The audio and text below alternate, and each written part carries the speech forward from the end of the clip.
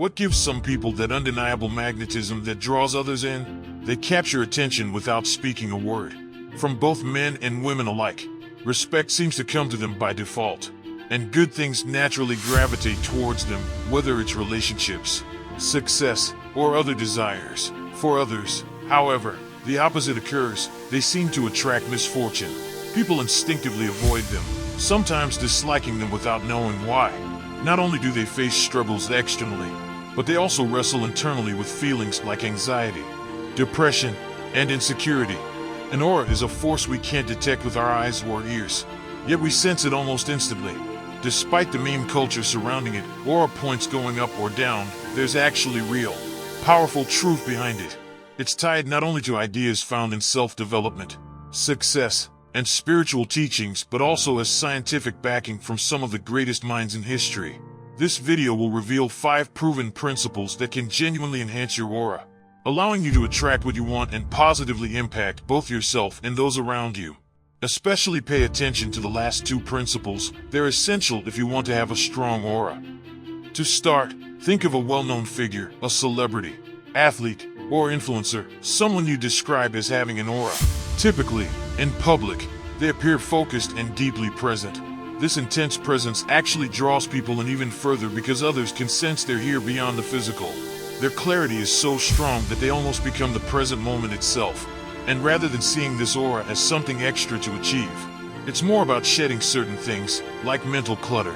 When the mind is overwhelmed with distractions, it constantly pulls you away from the moment, affecting your body language and the way you interact with others.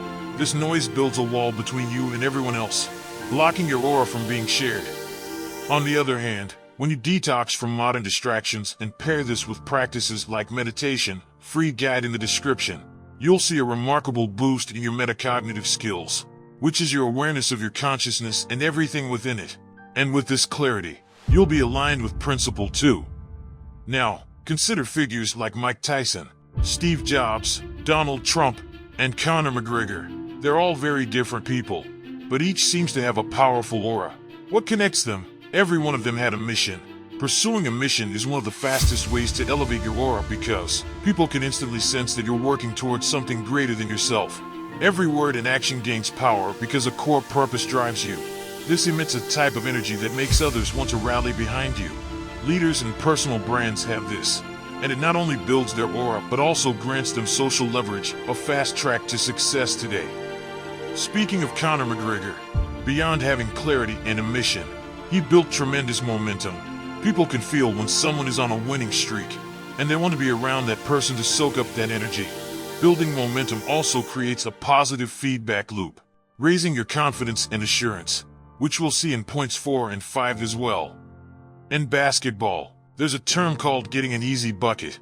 Before shooting difficult shots, players start with simple ones to get in the zone. Similarly, building momentum in your life can start with an easy win like cleaning your room or working out.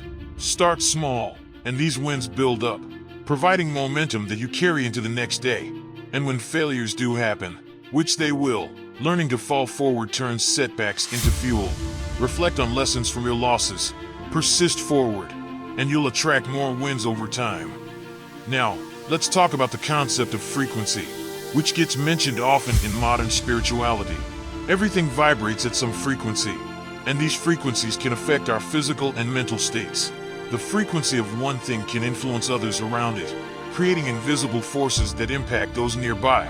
If that's not aura, what is? Nikola Tesla, one of the world's greatest engineers, even called frequency the key to the universe. Just as a radio tunes to a specific frequency for a clear signal, we can adjust our frequencies in life too. There are audio tracks, specific diets, and even emotional frequencies, as seen in the maps of consciousness. Emotions lie on a spectrum of frequencies, and ideally, you'd avoid the lower vibration ones. However, I'll add a nuance. Anger, though often considered low frequency, has its place. For instance, Jesus Christ, a figure many see as highly spiritual, was documented as having anger for just causes. So, if your anger serves a noble reason, don't stress over it. Rather than chasing high vibration feelings, focus on avoiding negativity.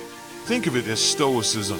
Meditation can build your ability to observe emotions and create the pause between stimulus and response. In that pause, you choose your frequency, deciding which emotion will influence your next choice. Imagine walking into your favorite coffee shop with a long line and only one worker. You could let frustration take over or feel grateful for the ability to buy coffee, aware of others in less fortunate situations.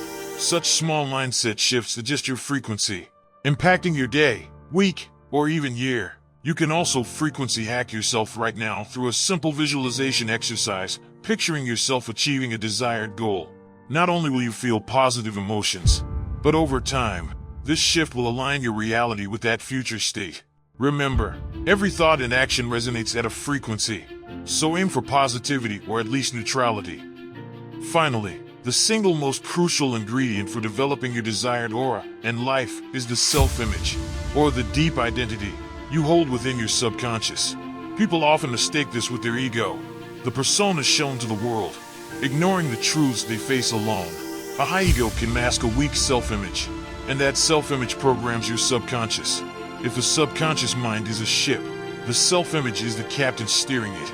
Your subconscious controls things you can't always consciously monitor, like posture, expressions, and body language. This is how people communicate 90 to 95% of the time, subconsciously, shaping relationships regardless of words. The good news? Everything in this video can help build a stronger self-image, though it also requires consistent conscious effort to undo years of negative programming. Click the video on the screen to learn more about subconscious self-sabotage and ways to overcome it. Or check out Mental Mastery in the description below for a complete mental reprogramming guide. Thanks for watching, and see you next time.